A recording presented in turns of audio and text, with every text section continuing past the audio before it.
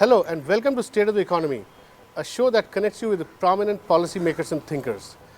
Today we have with us Mr. Sitaram Yechury, a member of Rajya Sabha and a very strong voice of the left who has made major contribution to policy making in our country. First, when the left was supporting the UPA government, and even now through his interventions on various economic policy related issues. Welcome to our show, Mr. Yechury.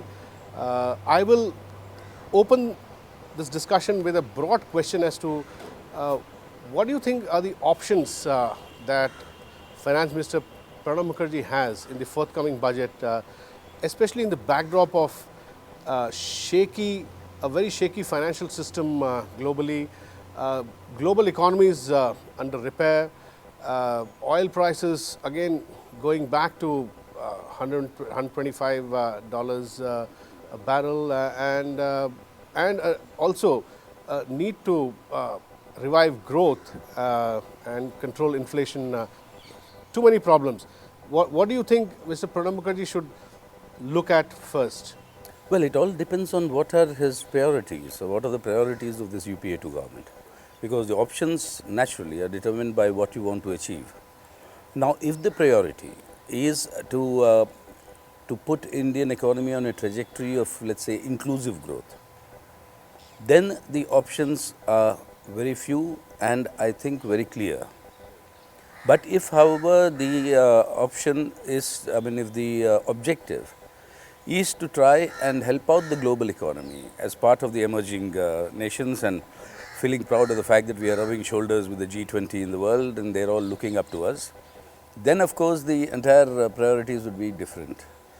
But I would rather choose that our priority should be to look at ourselves, the domestic sector, domestic economy and to ensure and inclusiveness. Yes, and to ensure some degree of inclusive growth.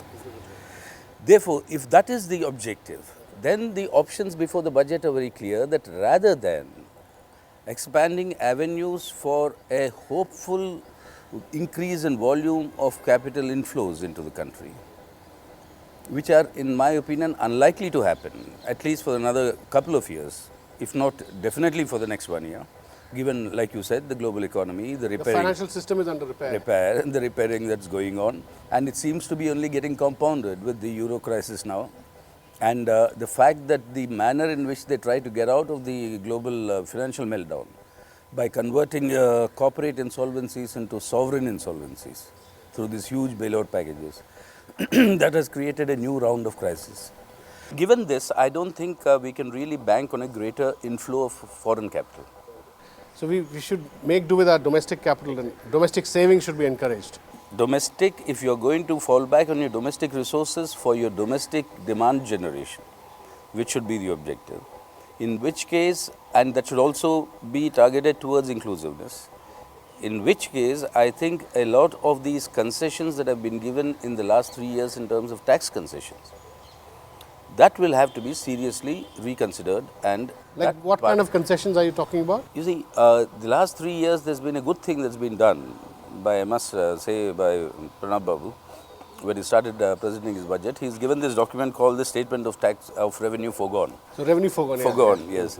And then this tells you, for instance, if you look at the figures that they have given, that in 2009 and 10, corporate and personal income tax exemptions alone work out to roughly around 1,20,000 crores. Now, I'm leaving aside excise and customs duty concessions. They worked out a phenomenally larger, much larger amount. But that, I'm presuming, would have been that so-called stimulus, in the time of the global crisis. So you're suggesting that we can't follow a consumption-driven approach anymore. It has to be, are you saying that more savings and investment-driven? Yeah, I would say that it should be investment-driven more than the savings. The savings would follow, in my opinion. It would be investment-driven that will lead to a greater domestic demand generation. Here, Sita, I want to point out that private investment, for some reason, the growth rate is now virtually zero. And it is, therefore, the government is now talking about Dr. Rangarajan, the Prime Minister's advisor on economy, has spoken about public sector now investing. Now, I sense that they are coming back to what left used to say, what public sector should invest more. So, does that make you sort of happy? I'm finally seeing some sense being drawn because it's not necessarily public sector but public investment.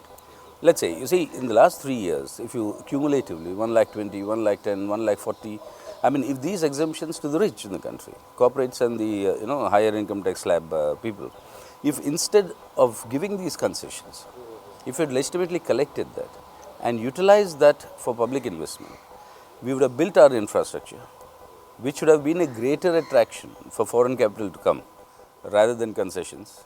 Because why are they not coming? They find better infrastructure in China, they find better infrastructure elsewhere. So, they don't, this is not really that sort of a lucrative destination. And B, this would have generated a lot of employment and made domestic demand grow. And because of which there would have been a more sustainable growth pattern or trajectory would have entered. Now, why is private investment plummeting down to zero? Because there is no demand in the economy. I mean, unless the demand grows, why would private investment take off?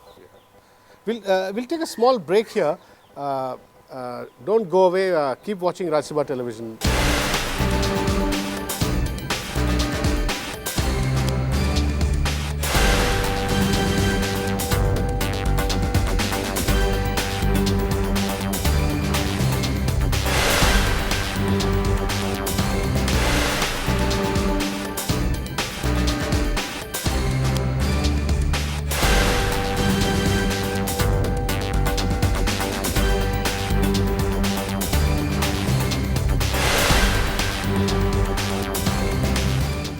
Welcome back to State of the Economy. We are having a conversation with Mr. Sitaram Yechury, member of Rajya Sabha. Mr. Yechury, we were talking about how to generate investment demand. Now, coming back to the question of inclusiveness, which you began by commenting, do you think that there is a scope today to strike a balance between growth and inclusiveness? There's this big debate now about fiscal deficit, the need to control fiscal deficit. This has become again a new mantra.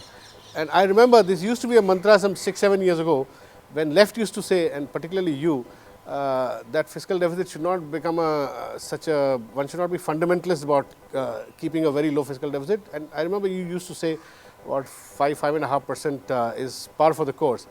And now, interestingly, that what left used to say 5 years ago became mainstream thought after the global crisis.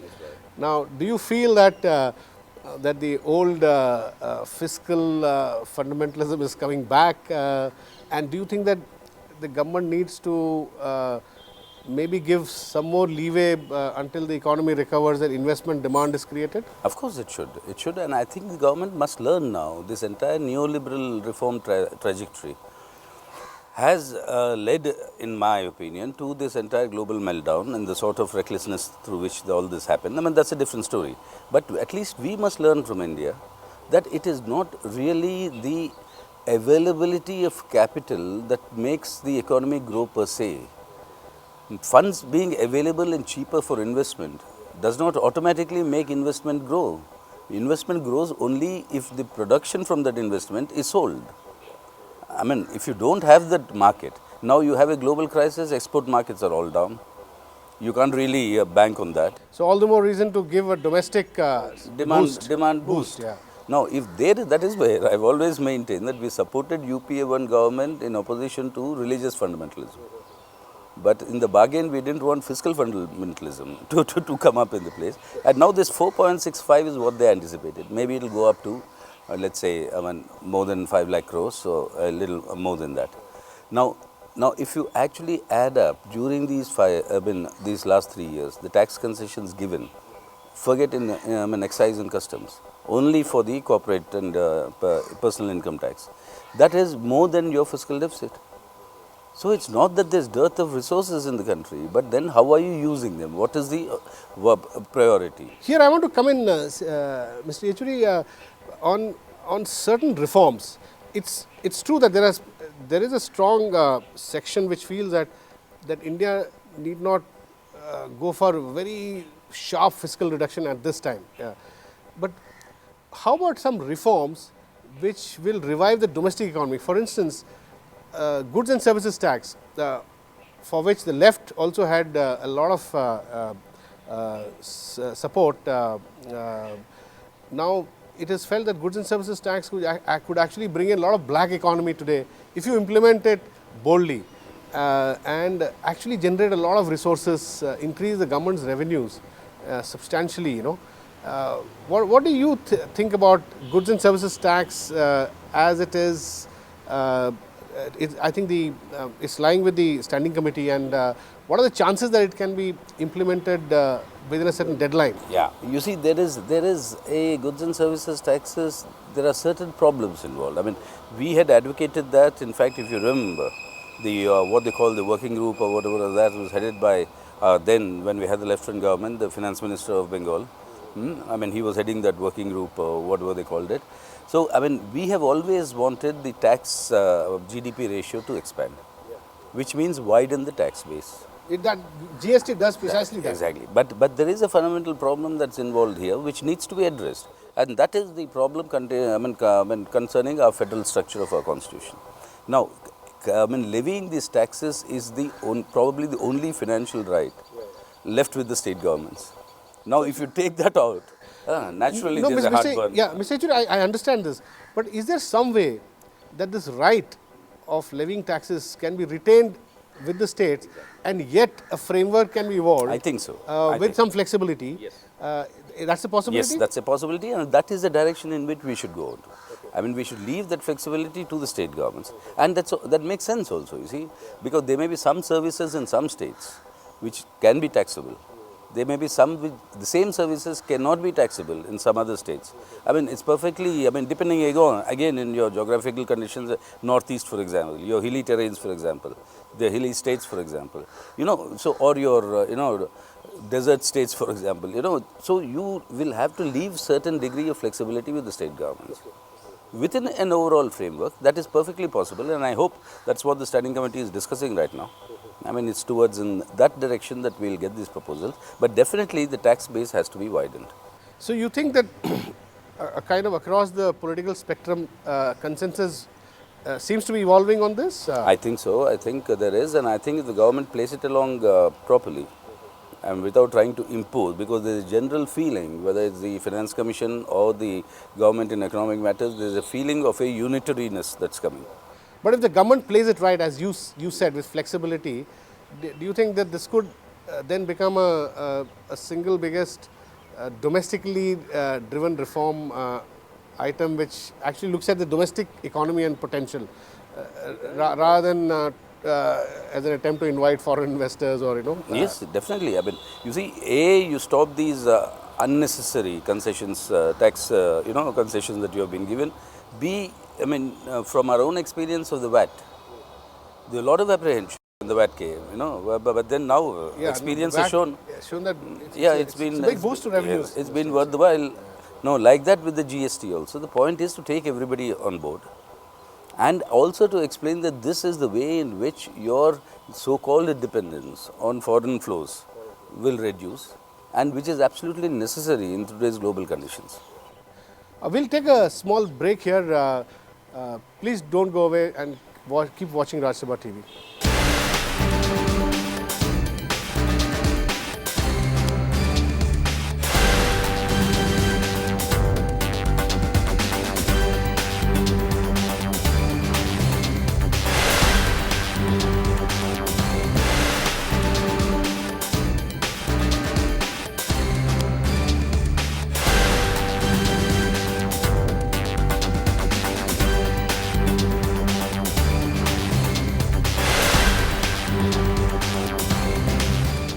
Welcome back to State of the Economy. We are having a conversation with Mr. Sitaram Yechury, member of Rajya Sabha. You were talking about how the centre should actually take the states into confidence, allay their fears, and there is a need today to respect the federal structure of our governance and to work together in a spirit of harmony and cooperation. Now, this is something very critical because I find that the political economy these days uh, is uh, is showing a lot of suspicion in the relation between center and states, and recent events have not enhanced the level of trust. So, do you think this will also mar the the budgetary process? The budget announcements are coming. What do you expect in Parliament? And will Uttar Pradesh elections also have any impact on the way the finance minister can actually put a good budget through Parliament? What is your political sense? Well, politically, if you look at it, Uttar Pradesh elections will play an important role. I mean, the results of the Uttar Pradesh. Now, if the results go according to Congress plans, which it hopes will consolidate its position in the Lok Sabha, because of the parties that may be close to forming a government in UP requiring their support. If that sort of a scenario emerges, then they'll be in a much more comfortable position in the Lok Sabha. To push through some of the reforms. Push through some of the budget proposals. So that will play an important role. But now they're talking about President's rule as an alternative. What will that do? Well, that I suppose is actually playing to the voter in the sense where neither side wants to appear to be junior in the sense of allowing the other side to form the government so that their vote may not shift that way. So it's more brinkmanship at the moment, I think. Let us see. Let us see how it works out anyway. But the other aspect is, I think the realization must dawn that the hiatus between the two Indias, let's say, India and Bharat and India, is widening. I mean, in these 3 years of economic recession in the world, your number of billionaires counted in US dollars has virtually tripled in India. I mean, it's come down now because actually, the rupee after has the stock fallen. market crash. Yes. I think there has been some sanity here. Yeah. No, now the point especially is, on real estate billionaires, they've all come down. Exactly. But now again, apparently real estate prices are booming because that's where a lot of money laundering is taking place. And that is a very, very important area we'll have to tackle on the question of the capital outflows, the money laundering that is taking place, the black money generation, how it is being reintroduced and laundered, and this entire mega corruption scams. I mean, it's time. This budget must give a very clear direction of what the Prime Minister himself has been saying, not us. Prime Minister himself is on record, in fact, in the Rajya Sabha, because he's leader of our house. So we happen to face each other, and that's how the seating is. And I said, how do you allow this to happen? He said, no, India cannot afford crony capitalism. Because I keep using this term crony capitalism. And then he said, we can ill afford. Very true, very good.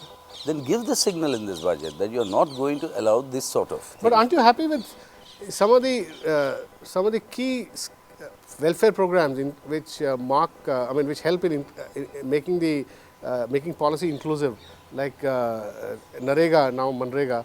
The left had a big contribution in some of those ideas. So and other ideas too, inclusive ideas which UPA 1 had brought in consultation with the left.